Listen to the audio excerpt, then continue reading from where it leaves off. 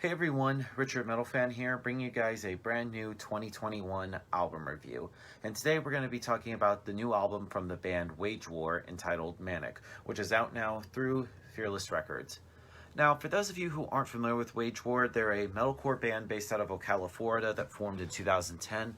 And Wage War for me, I've heard the name of, but I never really got into them. I've heard the name aware, but I was aware of them a little bit, but I never really checked them out up until recently. And then I heard like a couple songs and I was like, all right.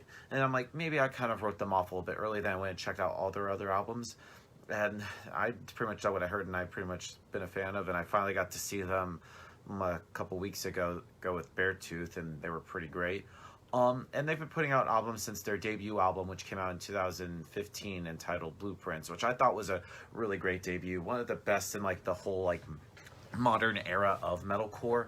And then in 2017, they released their second album, Deadweight, which I think was a pretty good album too, a pretty good follow-up. And it was also around the time when their main vocalist Britton started doing a little bit more clean singing, and a lot of people say that his clean singing actually does kind of sound like Caleb from Beartooth. I've heard some people say that, and I can hear it a little bit.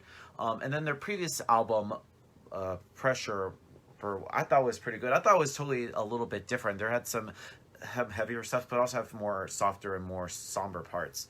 And here are their fourth album, Manic, which do I consider this kind of like better than Pressure? In my opinion, I think it definitely has. I think the band pretty much stepped it up a lot. Let's just dive right into like the vocals. Like the vocals from Britton Bond. Like his like yells and like harsh singing has gotten a lot better. And I just think like his just growls have gotten powerful, and especially he does some clean singing, and his clean singing has gotten a lot better since Deadweight. And then the clean vocals from their guitarist Cody Quinstad. I feel like I just love like the balance of like the clean. This vocals just clean and harsh, just really just go really well together with this band. And the guitar work on this album is pretty great. Seth Blake and Cody Quinstad guitar playing, and just like the riffs they come up with is great, and just the leads that Seth comes up with is just great.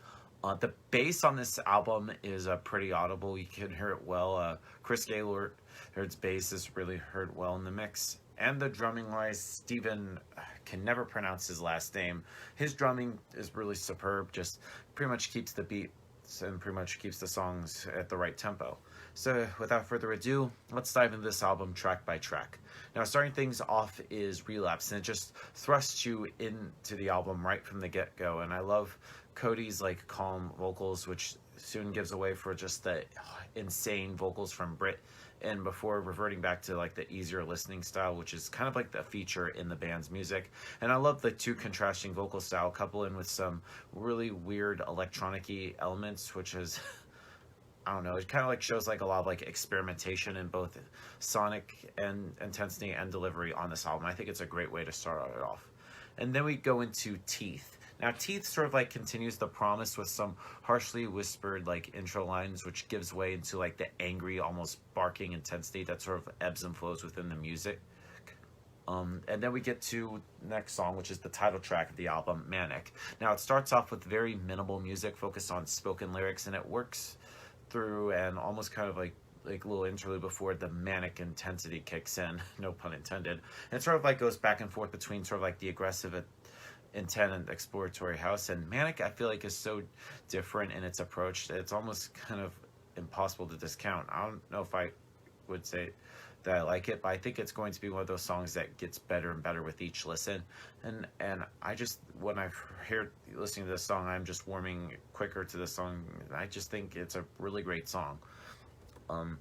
Moving on to the next song on the album, which is called High Horse, which I believe was the first single released from this album. It starts really big and it just continues bigger, and it's a very up-tempo song and just frighteningly aggressive slab of metal, which showcases that Wage War at their best. And I'm really loving that sort of like little time changes and stuttering kind of delivery coming through most of the songs, if not the only, just even the shortest amount of stillness allowed on here, just constantly banging your head.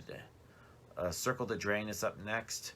Now, Circle the Drain starts off with a sort of like a more kind of like formulaic rock, and it veers even further down that path as it slows down considerably, which I can consider to be kind of like radio-friendly tracks of this album. It has big choruses, massive hooks, and a little complete of lack of aggressive vocals that kind of would get you off guard, but I think it's a pretty solid song. Godspeed is up next. Now, this pretty much sets things quickly back on track with some swirling guitar patterns and almost like militant vocal delivery, announcing it more of a metal radio-friendly single complete with sort of like harsh versus clean vocal contrast that is becoming more and more of a safe option in sort of like the modern world of metal. But for some reason, it pretty much works here. Next up, we get to Death Roll. Now, Death Roll sort of like brings everything back into perspective with a great guitar solo and a thunderous drum intro, inviting Britton to deliver one of his most ferocious vocals that is accentuated by a great riff and almost kind of like a cool drum pattern. And I love the subtle subtle start and stop machinations of like each instrument only adds the intensity, with the well-placed solo offerings adding an extra depth to the song that is already just killer in its own. Next song on the album is called Slow Burn. Now, this pretty much starts heavy, but then it just goes into very gentle tidings and then inviting us to share some form of like pain with the band delivering a little more than sort of like a ballad style, but I just think which most of the albums could do without. Next up is Never Said Goodbye. Can't even speak today. And this song, when I heard the title, I thought you could sound like a skip button as this next song begins as nothing, but then when I hear it, I pretty much fall in love with it.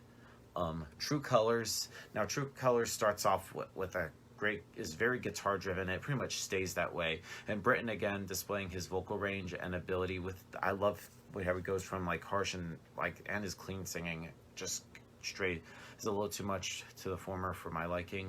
And then we close things out with If Tomorrow Never Comes, which this song bears its teeth from the opening up before Britton chimes in full of like venom and fire. And it just feels so good with an acceptable tune and a great way to end this album. Now, overall, the Manic by Wage War, pretty good album to their discography. So if I had to give this album a score, I'm going to give Manic by Wage War a solid 8.5 out of 10. So yeah, that's my review of the new Wage War album, guys. Let me know in the comments what you guys think about the album, and I'll see you all in the next video. And as always, keep it metal.